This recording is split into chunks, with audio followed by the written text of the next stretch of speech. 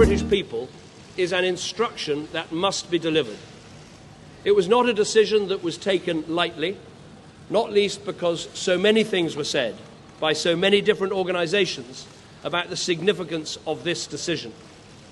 So there can be no doubt about the result. Across the world, people have been watching the choice that Britain has made, and I would also reassure Brits living in European countries and European citizens living here that there will be no immediate changes in your circumstances. There will be no initial change in the way our people can travel, in the way our goods can move, or the way our services can be sold. We must now prepare for a negotiation with the European Union. This will need to involve the full engagement of the Scottish, Welsh and Northern Ireland governments to ensure that the interests of all parts of our United Kingdom are protected and advanced.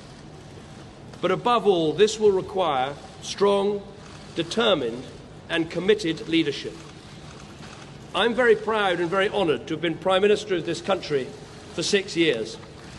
I believe we've made great steps, with more people in work than ever before in our history, with reforms to welfare and education, increasing people's life chances, building a bigger and stronger society, keeping our promises to the poorest people in the world, and enabling those who love each other to get married, whatever their sexuality. I was absolutely clear about my belief that Britain is stronger, safer and better off inside the European Union. But the British people have made a very clear decision to take a different path. And as such, I think the country requires fresh leadership to take it in this direction. I will do everything I can as Prime Minister to steady the ship over the coming weeks and months.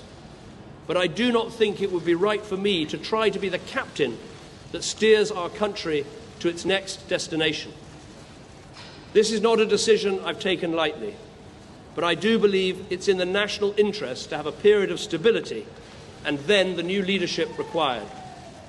There is no need for a precise timetable today, but in my view we should aim to have a new Prime Minister in place by the start of the Conservative Party conference in October.